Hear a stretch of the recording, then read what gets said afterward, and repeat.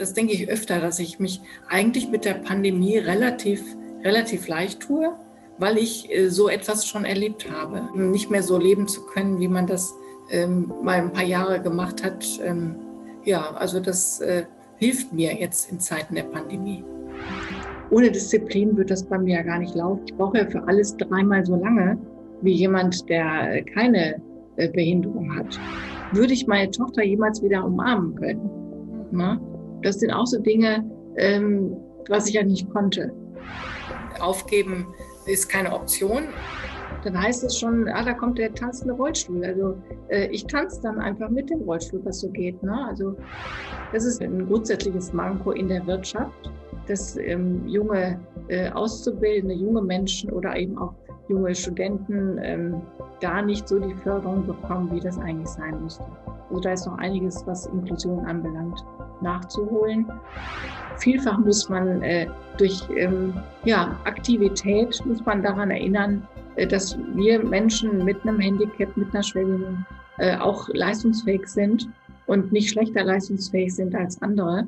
Das ist manchmal auch die Gefahr bei uns, dass wir uns sogar teilweise überfordern, weil wir eben sehr, sehr, sehr gewissenhaft und genau arbeiten, weil wir eben mit der Arbeit auch eine Sinnstiftung und Selbstbestimmung sehen und mehr als jemand, der vielleicht noch der keine Behinderung hat. Also auch in Teams sehr gut, sage ich mal, als regulativ wirken, weil oftmals, wenn ein Mensch mit einer Behinderung mit in einem Team ist, sage ich mal, diese Diversität hat ja oft bewiesen, dass man in diversen Teams leistungsfähiger ist und auch eine ganz andere Kultur lebt.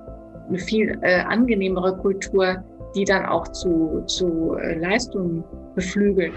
Dann weiß ich schon, was ich mache, wenn ich pensioniert bin. Dann werde ich mich darum kümmern, dass es Mode geben wird für Menschen mit Handicap, die es dann auch so sehen lassen kann, auch in der Wirtschaft sehen lassen kann. Es gibt ja auch Mode für Menschen mit Handicap im Rollstuhl. Die ist mir aber eigentlich zu altbacken. Also orthopädisch. Ich würde sagen orthopädisch, ja. Genau, zu orthopädisch. Sehr gut, genau.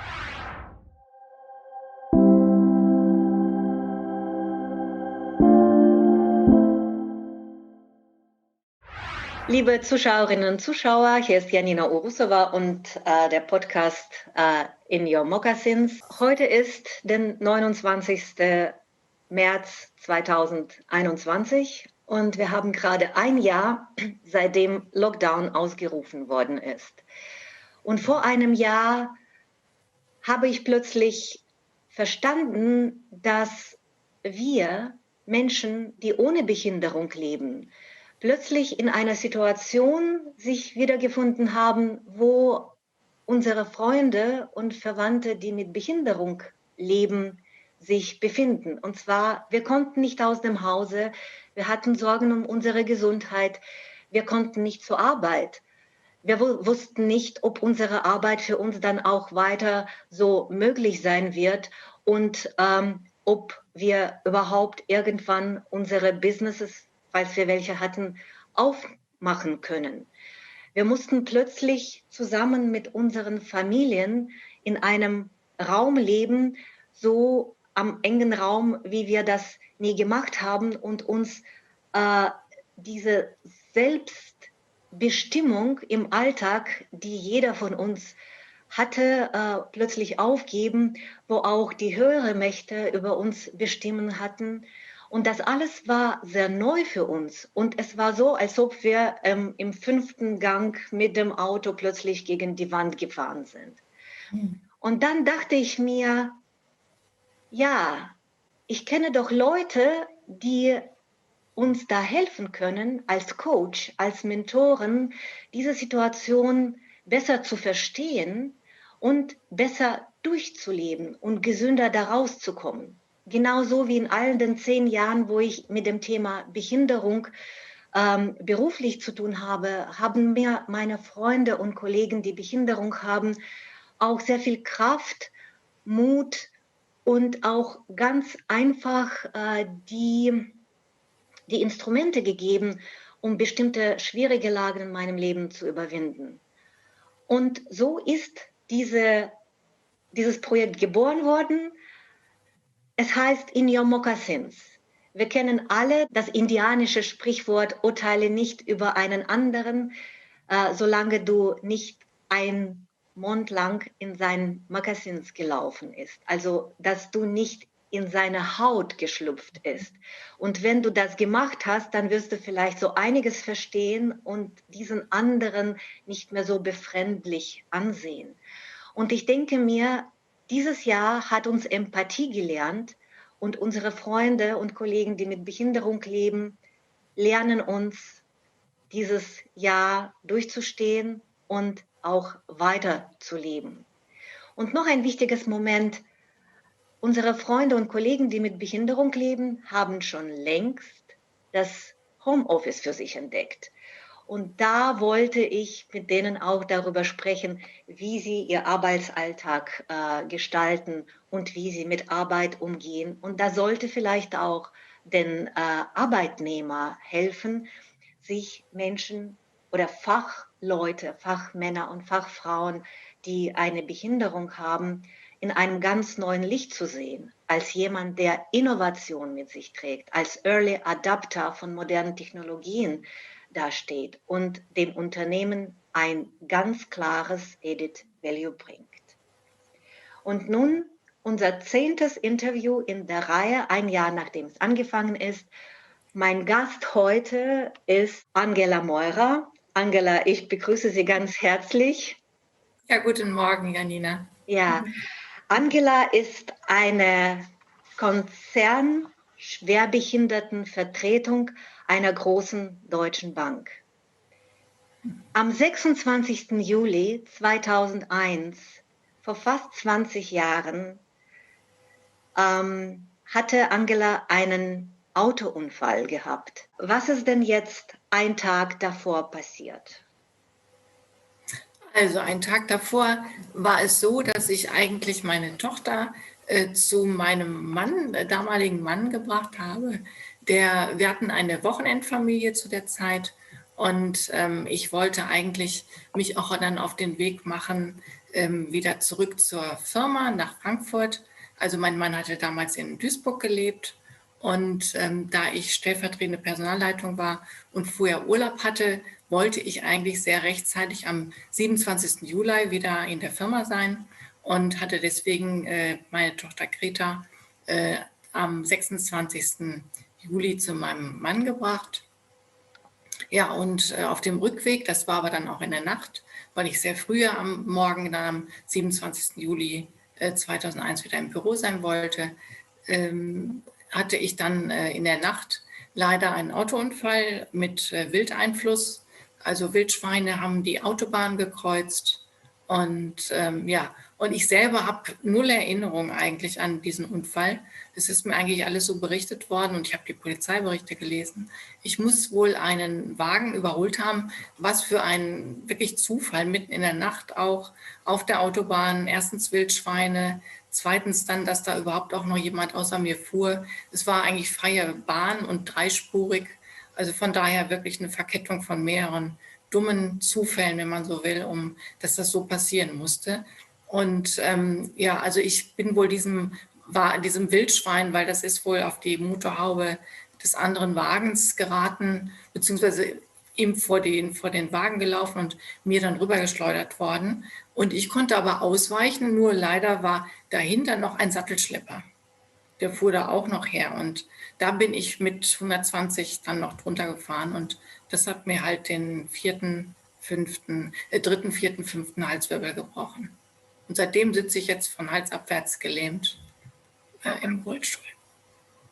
Angela, was waren so die Zukunftspläne am Tag davor, außer dass die Arbeit wieder anfängt, dass das Geburtstag gefeiert werden soll? Also Sie waren 38 damals, wenn wir diese Zahl nennen dürfen. Natürlich. Und eigentlich mitten im Leben, mitten im Berufsleben. Genau.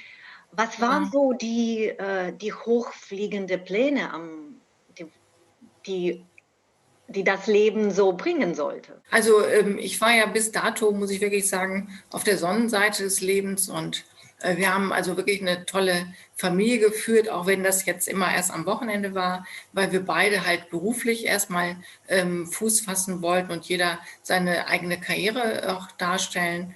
Und mit der Tochter lief das wunderbar. Also ich hatte die Tochter sonst immer bei mir, ne, die Kleine. Und das lief auch alles sehr, sehr gut. Und im Grunde hatten wir eigentlich vor, dann Familienzusammenführung zu machen, um dann auch noch die Familie zu erweitern mit einem zweiten Kind. Und so wäre ich dann wahrscheinlich nach Düsseldorf gegangen zu meinem Arbeitgeber und hatte da auch schon das eine oder andere Gespräch geführt. Also das hätte wahrscheinlich dann auch geklappt, wenn eben dieses Wildschwein nicht dazwischen gekommen wäre. Ja. Tja. Also von daher eigentlich eine sehr gute Zeit und von daher muss ich auch sagen, kann ich damit auch gut abschließen, weil das ist im Grunde jetzt für mich wie ein zweites Leben. Also ich habe meinen 20. Geburtstag jetzt bald und davor hatte ich eben 38 erfüllte gute Jahre. Zu dieser Zeit, wo Sie aufgewacht sind im Krankenhaus und da lagen Sie jetzt und Sie konnten sich, nehme ich an, nicht mehr spüren. Und irgendwann haben Sie verstanden, was passiert ist. Und da ist jetzt die Zeit im Krankenhaus gewesen. Ja. Erzählen Sie einfach, wie es so für Sie war. Ich wachte dann nach dem Unfall aus einem künstlichen Koma auf, weil ich hatte ja ein Schädel-Hirntrauma und viele andere Verletzungen, sodass man mich bewusst erstmal in ein Koma versetzt hat. Und ja, also von daher, ich wachte auf, konnte dann nicht sprechen, nicht schlucken, eigentlich gar nichts. Ich habe dann erstmal gedacht, wo bin ich jetzt hier und was ist los? Ja, und im Grunde habe ich dann erst begriffen, weil meine Eltern waren dann da. Mein damaliger Mann war natürlich mit der Kleinen erstmal nicht so direkt da, weil die Greta musste sich ja eigentlich erstmal an meinen Anblick gewöhnen sozusagen. Total mit Maske, mit einem Beatmungsgerät und Schläuchen und dergleichen und so fort. Sich daran gewöhnen und von daher hatte er das irgendwann auch mal dann gefilmt, um die Kleine damit auch familiär zu machen und sich daran zu gewöhnen, was mit mir jetzt war. Und für sie war das ja ein unheimlicher Eingriff, wie auch für meine gesamte Familie natürlich. Nicht nur für mich, ne? Das darf man nicht vergessen. Ja, und gut, sie sagten dann, was passiert ist. Und ich habe dann, weil ich ja nichts sagen konnte, nur genickt oder Kopf geschüttelt, was so ging. Oder eben, meine Eltern kamen dann auf die Idee, so eine Tabelle, also eine Tafel mit Buchstaben herzustellen. Und dann haben sie Buchstabe für Buchstabe drauf gezeigt, was ich so sagen wollte. Und ich habe dann immer nur für einmal Augen zu war dann ja und zweimal Augen zu war dann nein. Ja, also das, weil mehr ging nicht mit Augenblinzeln. Mit Kopfschütteln ging ja noch nicht mal genau, wenn ich mich so recht entsinne. Ja, ist schon so lange her, glücklicherweise. Nee, und von daher habe ich dann buchstabenweise diktiert, was ich eigentlich sagen wollte. Ist aber auch eine Möglichkeit, weil man wird dann erfinderisch, wenn es solche Lebensumstände gibt und solche Lebenssituationen. War für alle außer mir jetzt eine Herausforderung, muss ich sagen. Ja, ja, und nach der Intensivstation war ich dann insgesamt 11 Monate in der Klinik. Eine verdammt lange Zeit und ja, also ich bin dann regelrecht wieder ich habe schlucken lernen müssen, schauen. Ich konnte ja auch nicht gucken, weil die Muskulatur im Auge durch die Lähmung eben auch gelitten hatte. Ich musste im Grunde alles neu lernen und neu trainieren. Und ja, also das war schon eine große Aufgabe und ich war abends immer entsprechend wirklich fix und fertig, wenn ich nach der Ergo, nach der Physio, dann die Logopädie und so weiter, das alles in der Reha dann alles hinter mich gebracht hatte. Und das über 11 Monate, aber dann konnte ich auch wieder nach Hause, nach Frankfurt und ja, und dann habe ich auch relativ zügig danach wieder angefangen zu arbeiten. Was mich noch interessieren würde, das ist doch für uns alle jetzt so eine Zeit, wir sind viele, also die von uns, die in einem aktiven Leben stehen, die so richtig im Beruf, in der Familie, so voll im Leben stehen. Wir wollen, dass alles schnell, schnell fix passiert. Sie kamen ja auch von einem großen Unternehmen, wo alles nach Plan und Fakt und so richtig läuft. Ja. Deadlines. Wobei das Wort Deadline ist schon so ein bisschen Ja, ein bisschen makaber fast, ne? Genau. makaber, ja. Und plötzlich mussten sie es lernen, die Kunst der Einsamkeit, nicht Einsamkeit, sondern Langsamkeit. Oh Also ja, diese Kunst der Langsamkeit.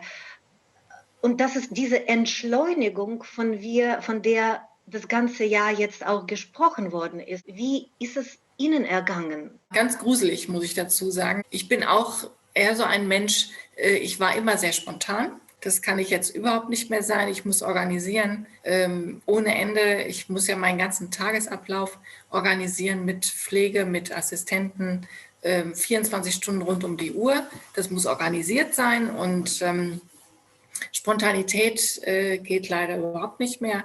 Alles muss eine gewisse Planung haben, was mir sehr schwer fällt, muss ich sagen, weil ich eben sonst eher auch ein spontaner und sehr aktiver Mensch auch war, ne?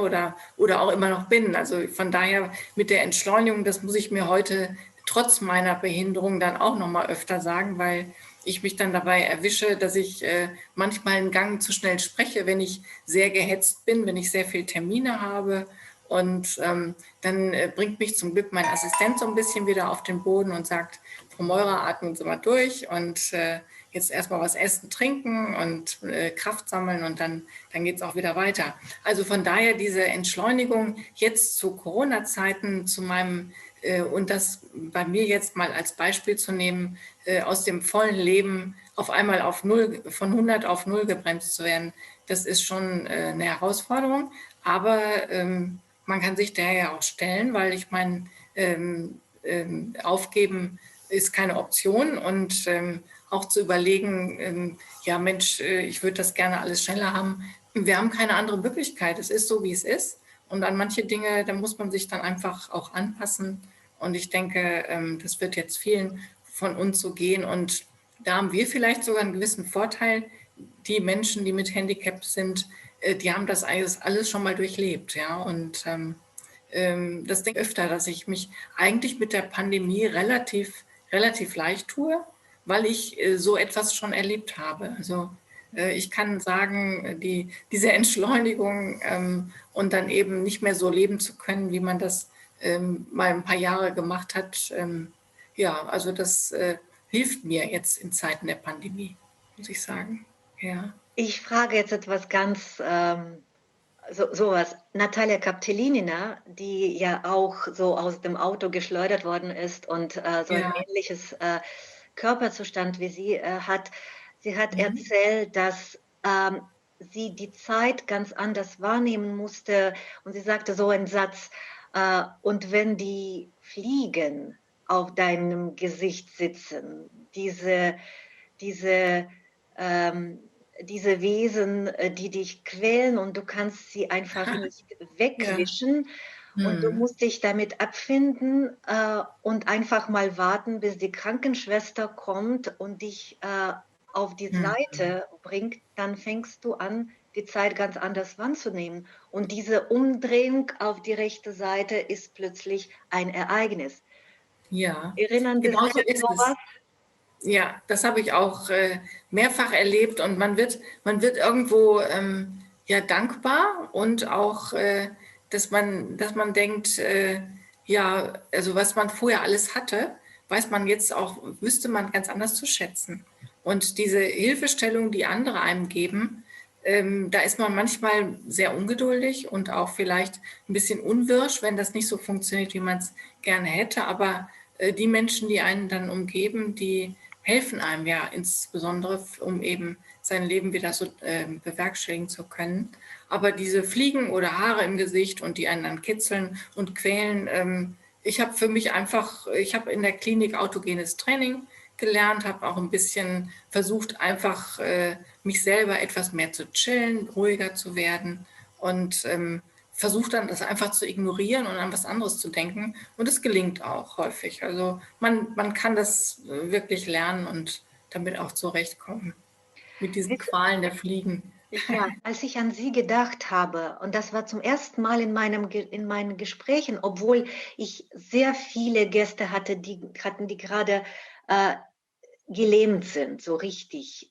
Und das war für mich auch wichtig, weil dieses Zustand der Lähmung Mhm. ist ja dem, ich würde jetzt sagen, nicht ähnlich, aber das gibt irgendwas vom Gefühl her, praktisch so gefesselt zu sein, Ja, was die Leute jetzt erlebt haben im Lockdown. Aber ich habe mich echt gefragt, wie ist es jetzt, wo das Tanzen aus dich herausbrechen möchte? ja, ja. Ist es eine Wut, was da kommt? Ist es viel Tränen? Was ist es jetzt überhaupt? Mhm.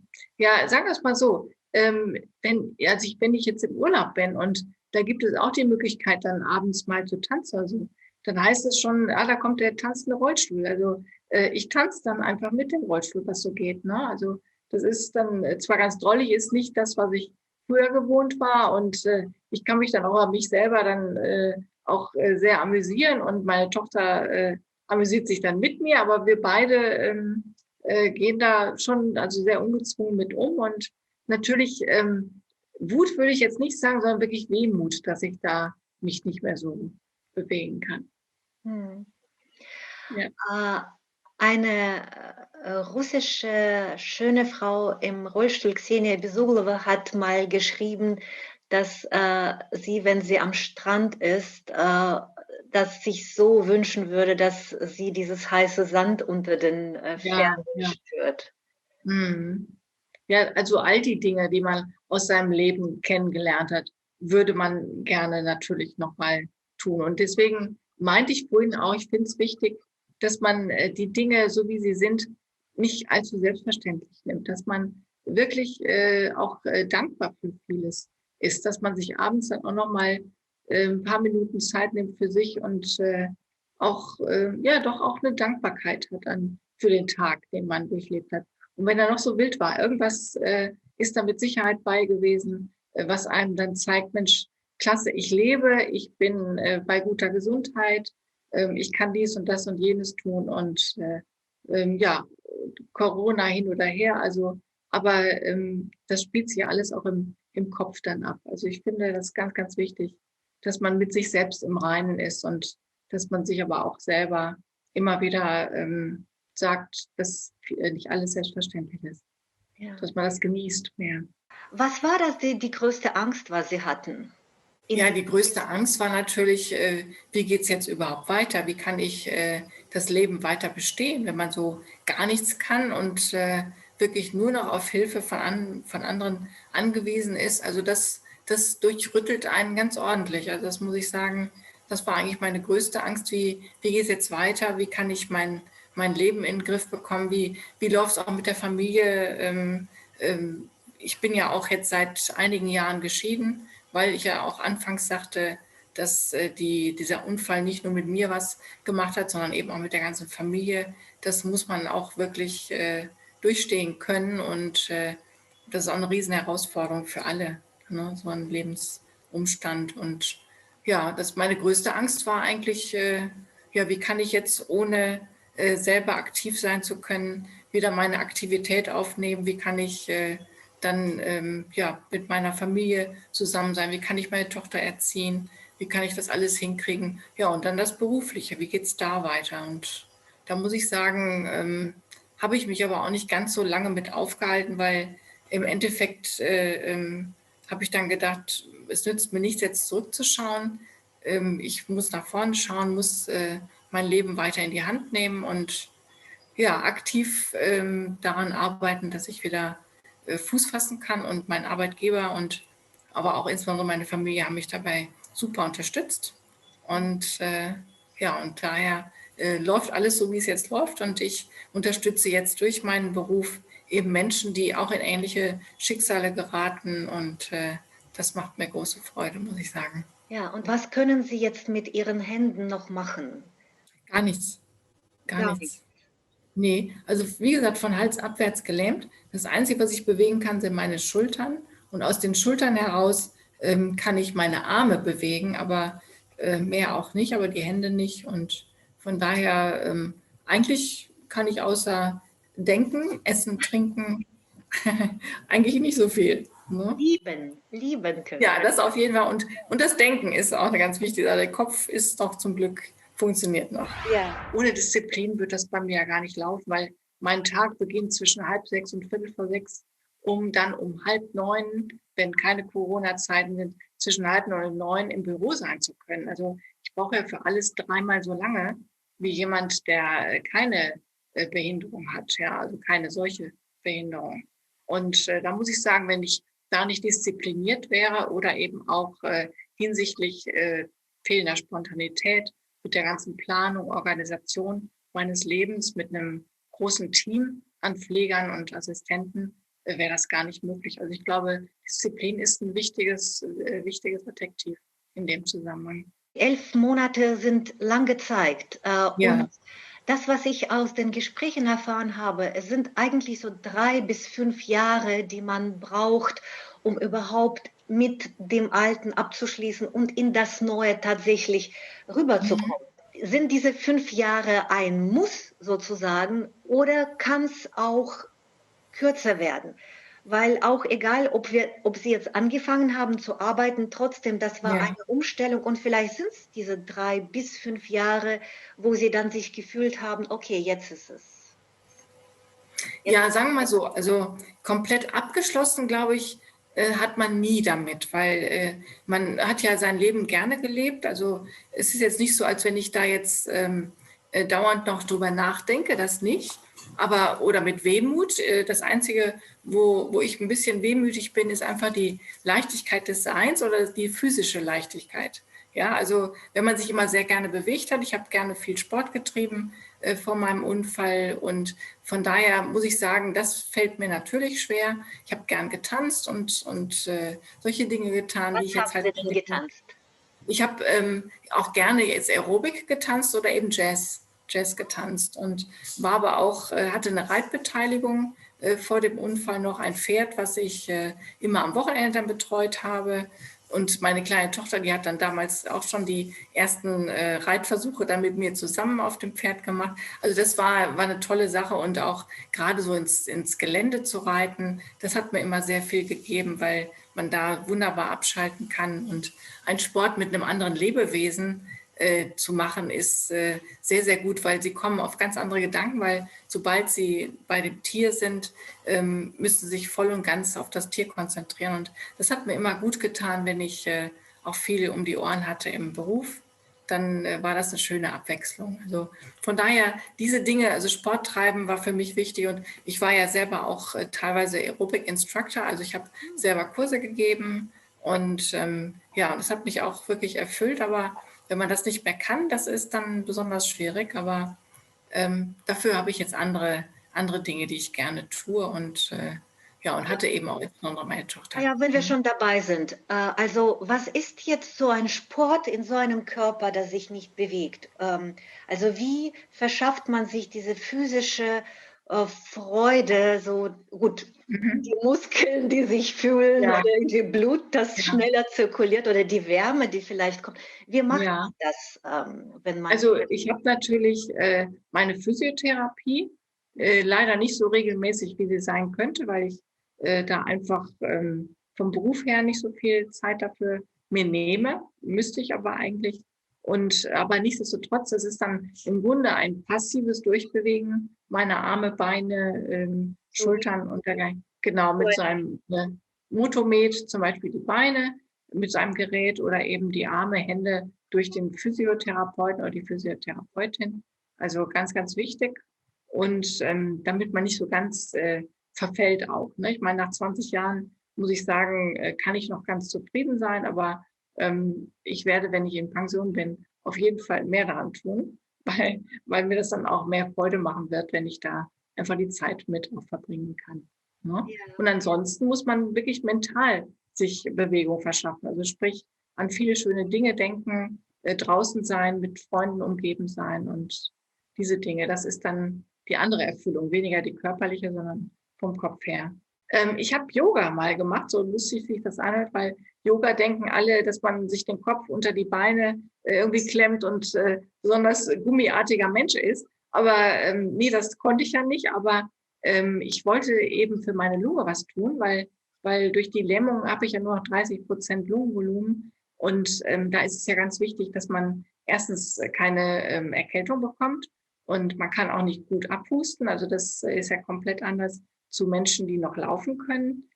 Und von daher habe ich über Yoga, über eine Atemtechnik und übers Singen, ich habe dann ein bisschen gesungen auch, habe ich meine Lunge verbessert und halte die auch so instand. Und von daher, das sind so Übungen, die ich jedem empfehlen könnte, weil erstens Singen Freude macht, es befreit und ist auch gut halt für die Lunge und für den gesamten Organismus damit. Fast alle meine Gesprächspartnerinnen hatten ein Kind. Viele von denen hatten wirklich so Kind im Auto, als sie verunglückt sind. Oder dann auch Aislu hat noch 2 Kinder geboren danach oder Genia hat nachher ein Kind bekommen. Und die Frage ist, also wie haben Sie mit dem Kind umgegangen? Weil das Kind, es krabbelt ja auf den Rollstuhl und ist ja auch so ein ich würde jetzt einfach sagen, so ein Therapeut, der beste Therapeut vielleicht. Absolut, absolut. Ja, das war meine Tochter sowieso immer für mich. Aber ich muss sagen, das, wo Sie vorhin auch sagten, ob ich, welche Angst ich so hatte, das war natürlich auch, würde ich meine Tochter jemals wieder umarmen können? Ne? Das sind auch so Dinge, was ich ja nicht konnte.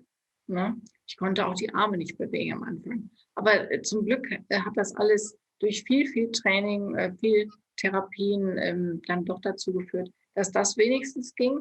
Und ansonsten muss ich sagen, habe ich einfach mit meiner Stimme, mit dem, was ich gesagt habe, meine Tochter erzogen. Und ansonsten, wenn ich da Hilfestellung brauchte, mussten das eben meine Pflegerassistenten oder halt dann auch der Vater natürlich, wenn er dann da war, dann machen. Und die Greta hat sich auch sehr daran gewöhnt. Ich meine, im Grunde ist sie ja, wenn man so will, mit 3 Jahren ist ja ein Kind, erlebt ja das eigentlich dann natürlich schon auch bewusst, aber die Erinnerung ist bei ihr eigentlich mehr, dass ich im Rolli sitze, als andersrum. Und das andersrum ist eigentlich auch nur aus Filmen und Bildern bei ihr aktuell im Kopf. Ne? Sonst eigentlich eher nicht. Kinder gehen damit total ungezwungen und wunderbar mit um. Für viele ist es ja schwierig, zurück ins Beruf zu kommen, aus verschiedenen Gründen. Die Leute wechseln die Schicksale und finden oder nicht finden was Neues. Und bei Ihnen, Sie kamen zurück und zu Ihrem Arbeitgeber. Wie ist es denn jetzt gelaufen? Was Sagen wir macht man so, dort?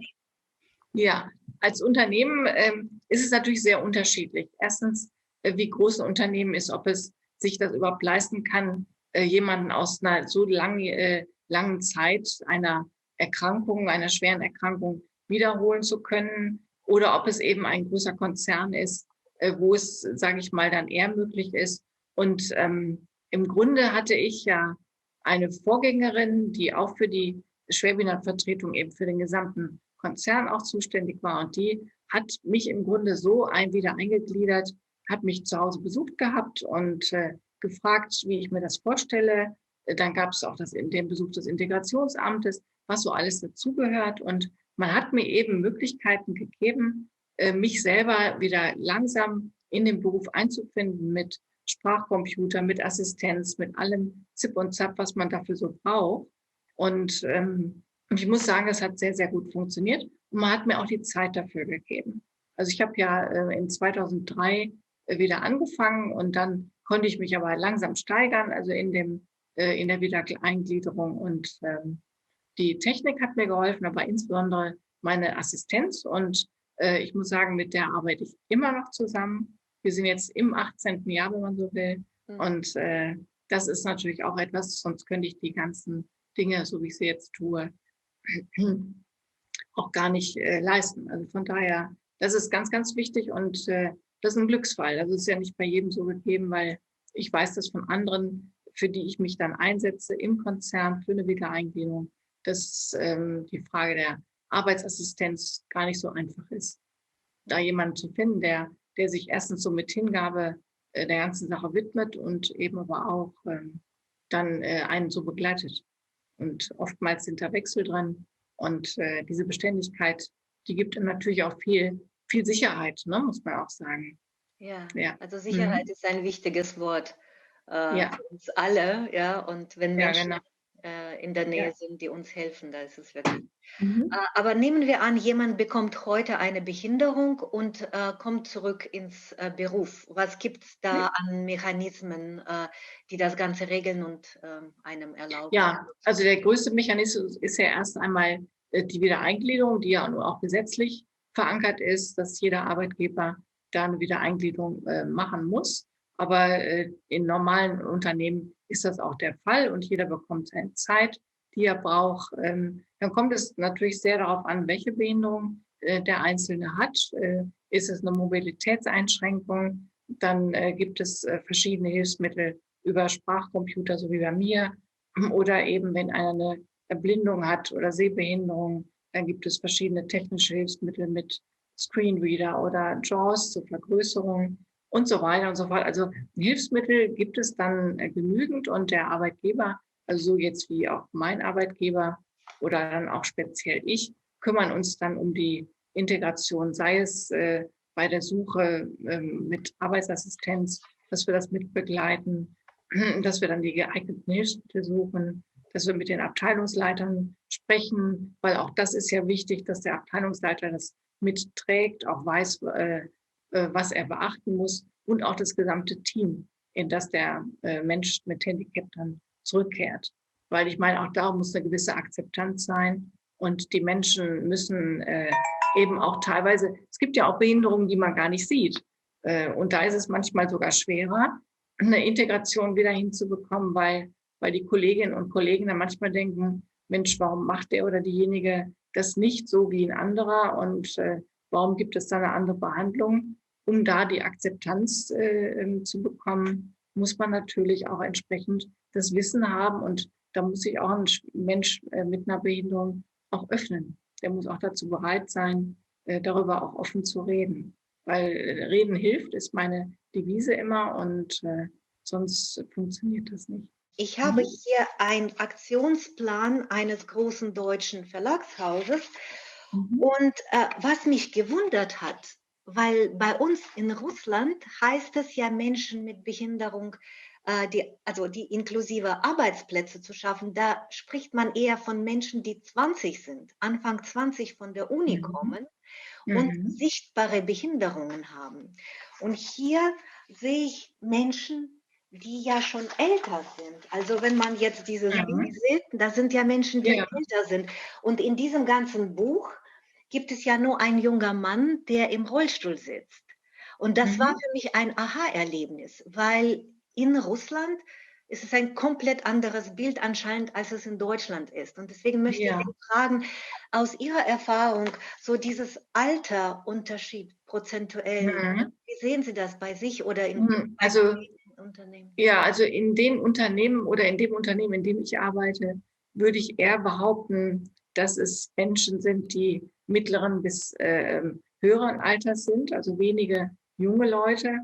Was ich eben auch persönlich sehr schade finde, dass wir Menschen mit einer Behinderung, also auch in jüngeren Alters, noch nicht für uns gewinnen können, weil auch die Bewerbungen leider auch häufig genug ausbleiben. Aber das ist auch eine meiner Aufgaben, dass wir da jetzt mit der Agentur für Arbeit, mit Integrationsämtern, auch Berufsförderungswerken zusammenarbeiten wollen, dass wir da mehr Menschen mit einer Behinderung auch einstellen können und auch dann junge Leute. Aber das ist eine ein grundsätzliches Manko in der Wirtschaft, dass junge Auszubildende, junge Menschen oder eben auch junge Studenten da nicht so die Förderung bekommen, wie das eigentlich sein müsste. Also da ist noch einiges, was Inklusion anbelangt, nachzuholen. Und es kommt natürlich auch sehr auf die Branche an, in der man arbeitet. Da ich jetzt auch in dem übergreifenden Netzwerk Unternehmensforum ja auch tätig bin für mein Unternehmen, in dem ich arbeite, wir haben uns ja auch die Fahne geschrieben, dass wir uns für die Inklusion von Menschen in der deutschen Wirtschaft sehr stark machen. Und das machen meine Kolleginnen und Kollegen dann auch mit teilweise mit Aktionsplänen und eben aber auch dem Engagement, dem persönlichen Engagement sehr gut, finde ich. Und wir haben auch schon einiges bewirkt. Jewgenia Waskobojnikowa, das war mein erster Gast. Also sie sagte, dass sie sich dabei ertappt, dass sie so viel arbeitet, dass sie diese Aufgabe und jene Aufgabe und noch volontärtätig irgendwas auf sich lädt, dass sie überhaupt Ja, nicht zum Leben kommt.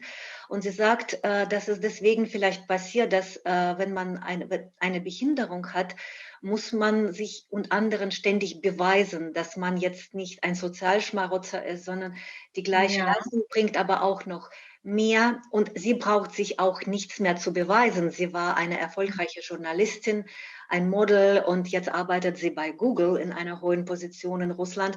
Und sie sagt, trotzdem ist es so. Das heißt, dass da doch sehr viel Arbeitsfreude da ist, wenn man so einen Mitarbeiter oder Mitarbeiterin hat.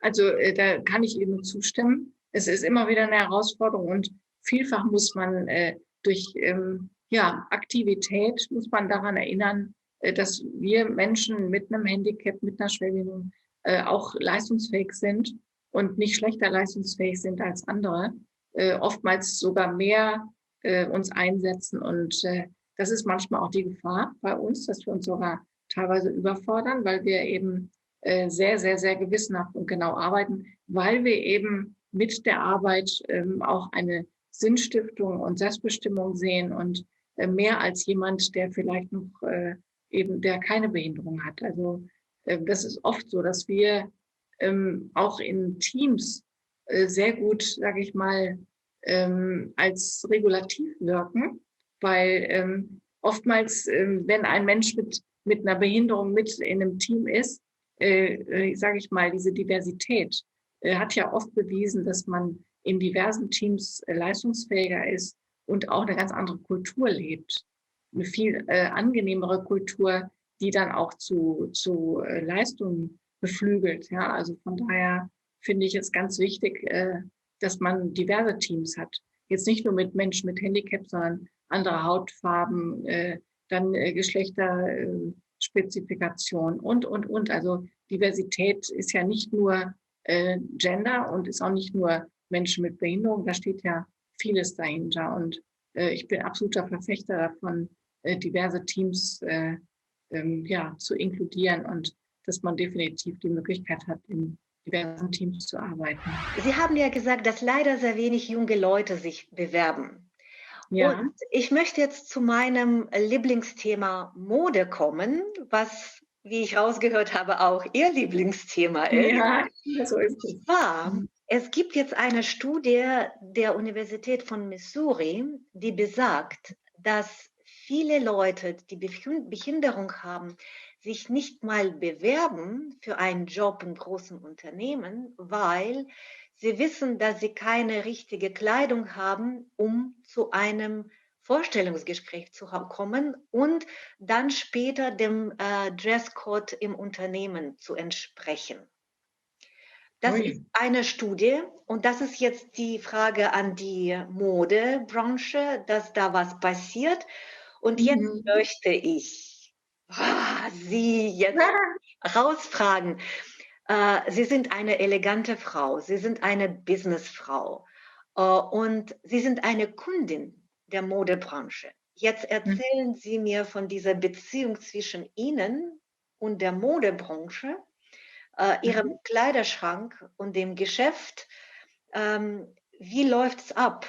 Ich nehme an, das, was Sie getragen haben vor dem Unfall, war obsolet, nachdem Sie nach Hause gekommen sind. Also nicht komplett, aber nochmal jetzt ganz was anderes aufgrund Ihrer Eingangsbemerkung, dass Menschen mit Handicap sich gar nicht trauen, sich zu bewerben, weil ihr Dresscode womöglich nicht stimmen kann. Dann weiß ich schon, was ich mache, wenn ich pensioniert bin. Dann werde ich mich darum kümmern, dass es Mode geben wird für Menschen mit Handicap, die es dann auch so sehen lassen kann, auch in der Wirtschaft sehen lassen kann. Aber genau das ist wirklich ein Knackpunkt.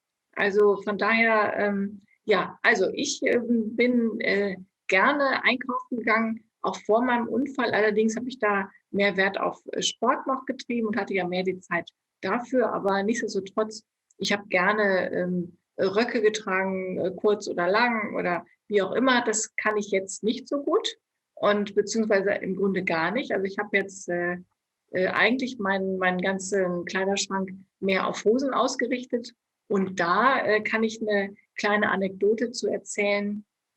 Und zwar war ich mit meinem Assistenten unterwegs in einem Einkaufszentrum und er wollte dann da seine Mittagspause machen und wir hatten uns dann verabredet in einem, sage ich mal, in einem Bekleidungsgeschäft, uns da wieder zu treffen. Ich bin dann in dieses Bekleidungsgeschäft gegangen, wo wir uns verabredet hatten. Und dann sagten die zu mir, ihr Schneider war schon hier. Und da hatten wir uns da verpasst, aber das war ja eine ganz andere Geschichte. Aber nichtsdestotrotz, dass sie sagten, ihr Schneider war schon da. Und da habe ich gedacht, was meinen die und wieso Schneider, wie kommen die darauf? Und dann fiel uns beiden ein, wir haben dann überlegt, haben uns natürlich erstmal darüber amüsiert, dass es hieß, ihr Schneider war schon da, fand ich sehr nett. Und dann haben wir überlegt, woran kann das liegen? Und mein Assistent hat immer dann beim Einkaufen, weil er jetzt weiß, worauf ich achten muss, immer auf die Nähte bei den Hosen geachtet. Weil wenn die zu dick sind, die Hosen, Nähte hinten am Popo, vor allen Dingen so in Richtung Steiß, dann kann das sehr schnell für Druckstellen sorgen, die wir sehr schnell haben, aber erst leider nur sehr langsam loswerden und die auch nicht so ganz ungefährlich sind. Und von daher hat er sich die Dinge, die ich mir kaufen wollte, immer sehr genau angeschaut. Und daher kam das wahrscheinlich so nach dem Motto, ihr Schneider war schon da. Ne? Also von daher, das ist auch immer sehr schön, wenn wir dann zusammen unterwegs sind. Er weiß genau, worauf es da ankommt und worauf man achten muss. Und dieses Wissen würde ich dann gerne nach meiner Pensionierung in meinem neuen Job sozusagen, den ich dann modetechnisch vielleicht machen werde, dann gerne mit einbringen werde. Mal schauen. Wie kaufen Sie ein? Ich meine, Sie gehen jetzt ins Geschäft, das ist klar, aber ist es online kaufen Sie nichts? Doch auch, aber jetzt, wo Corona war, auf jeden Fall. Sonst habe ich es eigentlich bevorzugt, lieber in Geschäfte zu gehen, mir die Dinge anzuschauen. Ich habe auch ein, zwei Geschäfte, wo ich dann regelmäßig hingehe und wo ich dann auch Dinge mit nach Hause gegeben bekomme und die ich dann in aller Ruhe ausprobieren kann und in Ruhe anprobieren, weil das ist mir ja gar nicht möglich vor Ort. Ich kann mich da gar nicht umkleiden, weil ebenso. Und deswegen kann ich die Dinge mit nach Hause nehmen und kann dann eben prüfen, sind die geeignet für mich. Aber ich muss mich von vielen Dingen schon auch verabschieden. Also sehr figurbetonte Dinge oder eben auch engere Hosen oder so etwas. Das geht leider bei mir nicht so, nicht figürlich, sondern es hat einfach mit der Behinderung zu tun und mit verschiedensten Dingen, worauf man mit so einem Handicap dann eben achten muss. Ne? Also von daher, da muss man sich schon etwas umstellen. Aber ich möchte auf keinen Fall jetzt so, es gibt ja auch Mode für Menschen mit Handicap im Rollstuhl, die ist mir aber eigentlich zu, ja, wie soll ich sagen, zu altbacken. Also orthopädisch. Ich würde sagen orthopädisch, ja. Genau, zu orthopädisch. Sehr gut, genau. Also ich würde da gern einen anderen Wert drauf legen, dass die auch modisch ist und trotzdem zweckmäßig für den oder diejenige. Mhm. Ja. So eine Frage wegen der Bekleidung. Unsere Kleidung drückt doch unsere Identität aus. Und Genau. wenn man zum Beispiel die Röcke nicht tragen kann oder nicht figurbetonte Sachen oder jetzt Männer vielleicht nicht den Anzug tragen können oder eine Frau, die ja sonst im Business im Anzug ist, das ist jetzt nicht mehr so gegeben. Was macht es mit dem Bild von sich selber? Weil man Ja, schaut da muss sich ja man in den schon, Spiegel. ja, also da muss ich sagen, das ist schon auch eine gewisse Wehmut, die ich dann habe. Also ich denke, ach Mensch, wenn ich das so sehe, ich würde jetzt gern mal ein schönes Kleid tragen oder so. Das ist aber einfach so nicht möglich, weil wenn man die ganze Zeit nur sitzt, das wird ja dann verrutschen und dann wiederum Falten schlagen, die dann wiederum Druckstellen machen. Und man muss an so vieles dann denken. Das ist wirklich, das ist lästig und auch, da muss ich sagen, da habe ich schon auch eine gewisse Wehmut, dass ich denke, verflixt noch eins, das, was mir jetzt so direkt gefallen würde, kann ich einfach nicht tragen. Aber dann muss man eben für sich selber entscheiden, gut, dann geht das eben nicht, aber was anderes geht. Farben sind immer gut, deswegen so, ich trage ja auch heute so ein strahlendes Blau, weil das Blau ist meine Lieblingsfarbe. Und von daher, solche Dinge, darüber kann man eben auch viel ausdrücken und sich selber auch ausdrücken und sich ja trotzdem in seiner Haut doch noch wohlfühlen. Also das geht auch jetzt nach dem Unfall und oder mit der Behinderung, definitiv. Und Ja, das mit den Treppen zum Geschäft, zum Modegeschäft. Es gibt ja, ja, gut, in einem großen Shopping Mall ist es einfacher. Und es gibt ja in den Altstädten und überhaupt, es gibt sehr viele äh, ja. Stellen, wo einfach Treppen irgendwo hin oder den zweiten Stock. Äh, gibt es vielleicht ein oder andere Händler in der Nähe, der auch ein Pandus da eingebaut hat für Sie? Ja, also es gibt schon auch den einen oder anderen, die dann eben sich das überlegt haben, wenn die dann sehen, wie meine Begleitung sich da abmühen muss, mich da die Treppen hochzubekommen, was teilweise nicht nur Kraft kostet, sondern eben auch Material von Brolli und von daher ist das auch nicht so ganz gut.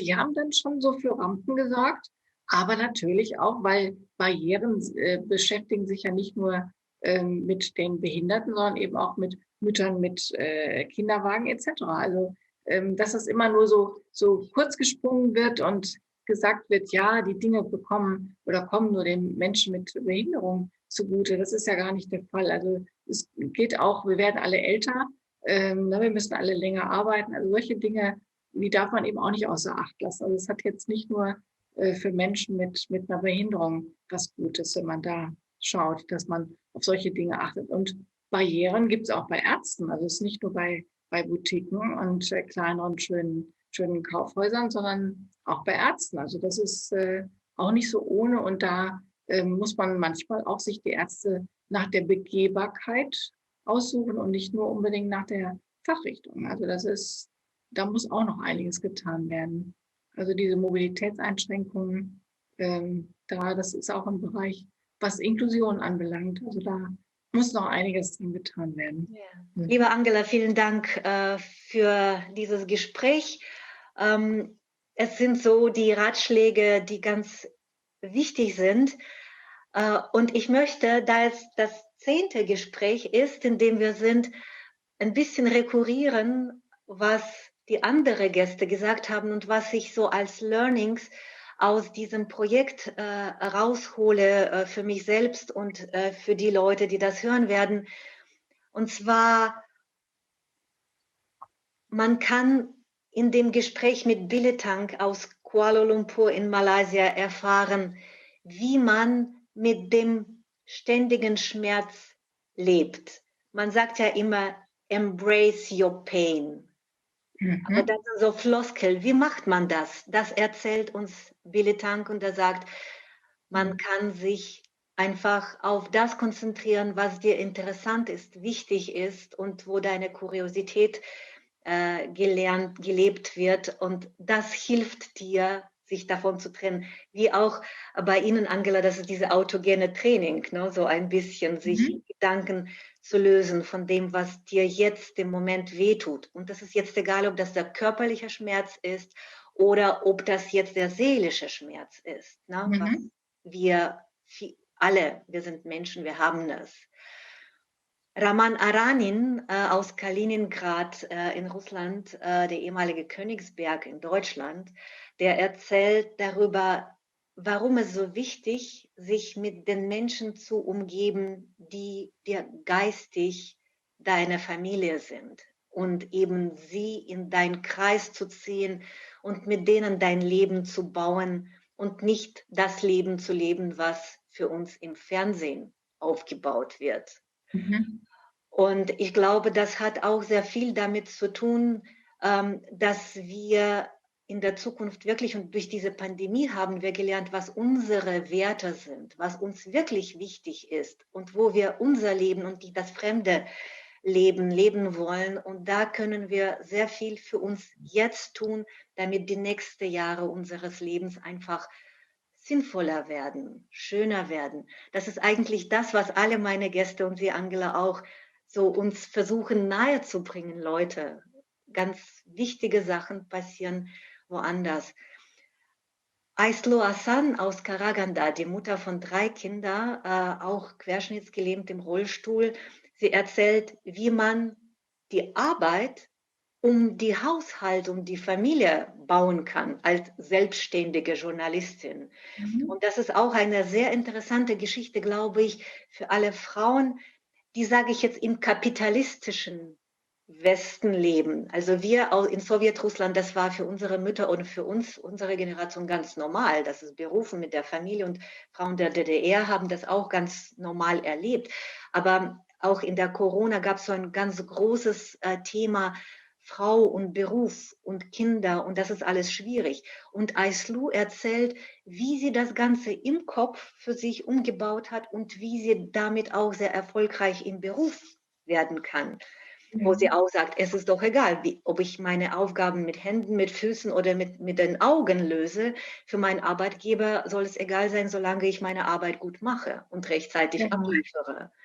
Jewgenia Voskobojnik war ein früheres Model und jetzt eine Führungskraft bei Google in Russland. Sie erzählt, wie man eine gute Laune und Ruhe im Epizentrum des Madness bewahren kann. Und das ist ja sehr wichtig für uns gewesen jetzt in diesem Jahr, aber auch weiterhin diese Ruhe zu bewahren. Und ich glaube, in diesen allen Interviews, auch im Gespräch mit Angela, haben wir gelernt, wie man das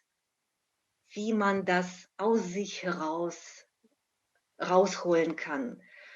Dörte Mark erzählt uns, wie man aufhört, Schicksal zu erpressen. Wenn mir jetzt das zugestoßen ist, dann gibst du mir das andere. Ne? Nein, so wie es ist, ist es, und damit muss man jetzt leben und daraus. Und das ist der Anfang von etwas Neuem und, wenn man es richtig angeht, von etwas Besserem. Ich meine jetzt unabhängig von der körperlichen Zustand. Und Nina Wortmann hat uns vieles gelernt, aber für mich war ganz was Wichtiges, das ist die Lebensversicherung und Versicherung vom Unfall. Weil sie sagt, wenn sie zu den jungen Leuten geht und erzählt, also sie fragt dann so rhetorisch, also wer geht ins Disco? Viele Hände. Wer raucht? Wenige, aber trotzdem. Wer trinkt jetzt ein Bierchen? Viele Hände. Wer hat eine Unfallversicherung? Der eine. Ja, und so wie wir jetzt in diesem Jahr auch gelernt haben, man muss sich selbst um seine Gesundheit kümmern. Also das von außen kommt wohl auch nicht viel. Und nicht nur in Deutschland, das ist weltweit. Nun, in Russland sind wir eher gewöhnt, alles im Leben lieber selbst im Griff zu haben. Und hier, glaube ich, muss man das so langsam einsehen und lernen. Also Lebensversicherung und die Unfallversicherung ist wichtig. Und Christian Tiefert erzählt auch eine ganz wichtige Sache in unserer Welt, wo wir so auf Leistung getrieben sind, dass das Ego und das Runterspielen von Ego sehr wichtig für soziales Halt ist. Vor allem, wenn man so auf Menschen angewiesen ist, mit denen man zusammenlebt. Und Natalia Kaptelinina hat mich ganz was Wichtiges gelernt, was wir auch in diesem Gespräch angesprochen haben. Das ist die Kunst der kleinen Schritte. Wir sind so gewohnt, alles schnell zu machen, sofort haben zu können, jetzt im Internet bestellt, heute oder morgen schon da, jetzt der Plan und Ticket kaufen, da sein, sonst was alles. Nein, das Leben ist anders und das hat uns Leben jetzt auf die Härte wieder gelehrt. Und in dieser Kunst der kleinen Schritte, das ist im Grunde genommen der Weg zu sich selbst, zu der eigenen Seele, zum eigenen Ich. Und wir zahlen viel Geld für Yogakurse und Coaches und Bayram, ich weiß nicht was, um das zu leben und zu lernen. Unser Meditationskissen ist mit uns jede Sekunde in unserem Alltag. Unser Rehabilitationsgerät ist auch die ganze Zeit mit uns im Alltag. Und positiv denken. Angela, das war auch ihr Learning. Egal was passiert, wie Dörte Mark sagt, vielleicht nicht im dunkelsten Moment, aber ein Moment davor und definitiv ein Moment danach muss man sich wie Münchhausen aus dem Morast holen. Oder es gibt noch dieses schöne Bild von zwei Fröschen, die ins Milchglas gefallen sind. Und das eine hat sich immer bewegt und dann irgendwann auf dem Stück Butter hochgeschwemmt worden und das andere meinte, das schafft er nicht und ist gestorben. Ja. Und ich kann nur unseren Gästen sagen, schauen Sie in unseren Podcast rein, schauen Sie in sich hinein und schauen Sie zuversichtlich in die Zukunft. Danke, dass Sie hier mit uns waren.